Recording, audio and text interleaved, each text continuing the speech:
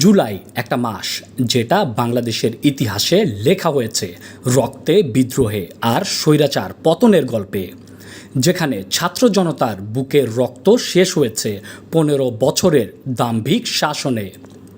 আজ বলবো সেই জুলাই অভ্যুত্থানের কথা, সেই বিদ্রোহের কথা যেটা শুরু হয়েছিল ন্যায্য দাবিতে, শেষ হয়েছিল সরকারের পতনে।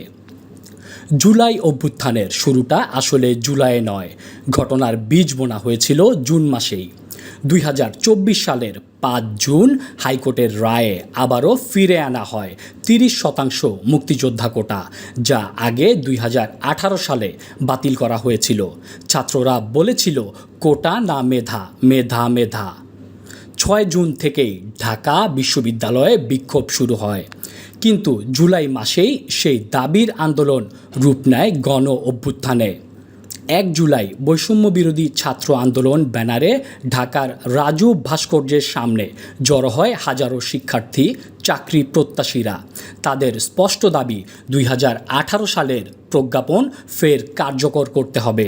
তারা ঘোষণা করে 4 জুলাই পর্যন্ত ক্লাস পরীক্ষা বর্জন চলবে। আদালত জানিয়ে দিল সরকার চাইলে কোটা বদলাতে পারে। ফলে শিক্ষার্থীরা ডাক দিল বাংলা ব্লকেডের। বাংলাদেশ জুড়ে অবরোধ, বিক্ষোভ, কুমিল্লা বিশ্ববিদ্যালয় সহ বহু স্থানে পুলিশ শিক্ষার্থী সংঘর্ষে রক্ত ঝরে। 15 জুলাই ছাত্রলীগ ও ক্ষমতাসীন দলের কর্মীরা ঢাকা বিশ্ববিদ্যালয়ের শিক্ষার্থীদের উপর হামলা চালালো। শুধু ঢাকাই নয়, দেশ জুড়ে আতঙ্ক আর ক্ষোভ ছড়িয়ে পড়ল। সবচেয়ে ভয়ঙ্কর দিন ছিল 16 জুলাই। রংপুরের পুলিশ খুব কাছ থেকে গুলি করে হত্যা করল আবু সাইদ নামের এক তরুণকে।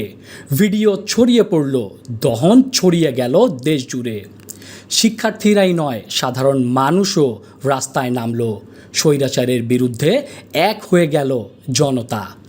এরপরও সরকার থামেনি। পুলিশ, র্যাব, বিজিবি একসাথে নামালো শিক্ষার্থীদের দমনে। সবুজ ফিতায় বুকে ঝুলছিল বিশ্ববিদ্যালয়ের পরিচয়পত্র। সেখানে নামের জায়গায় লেখা মীর মাহফুজুর রহমান মুগ্ধ। ফেসবুকে মুগ্ধর 38 সেকেন্ডের একটা ভিডিও শেয়ার করেন তারই যমজ ভাই মীর মাহবুবুর রহমান স্নিগ্ধ। সেখানে তিনি লিখেছেন, মুগ্ধর কপালে গুলি ছোট গর্ত করে ডান কানের নিচে বড় গর্ত করে বেরিয়ে গিয়েছিল। নিহত হওয়ার আগেও সে বিস্কুট ও পানি দিয়ে আন্দোলনে সহযোগিতা করছিল।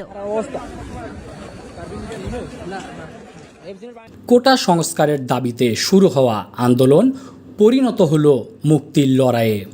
সর্বশেষ 5 আগস্ট তথা 36 জুলাই হাসিনা সরকার ক্ষমতা হারালো। তৎকালীন প্রধানমন্ত্রী শেখ হাসিনা পদত্যাগপত্র দিয়ে হেলিকপ্টারে করে দেশ ছাড়লেন, পালিয়ে গেলেন ভারতে। 8 আগস্ট ঘোষণা করা হলো অন্তর্বর্তী সরকারের।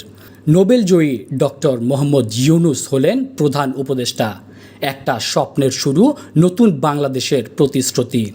জুলাই আমাদের মনে করিয়ে দেয়, যেখানে বৈষম্য থাকবে সেখানে গুলি চালিয়ে মুখ বন্ধ করতে চাইবে শাসক। সেখানেই বিদ্রোহ হবে। জুলাই অভ্যুত্থান সেই সত্যের সাক্ষ্য।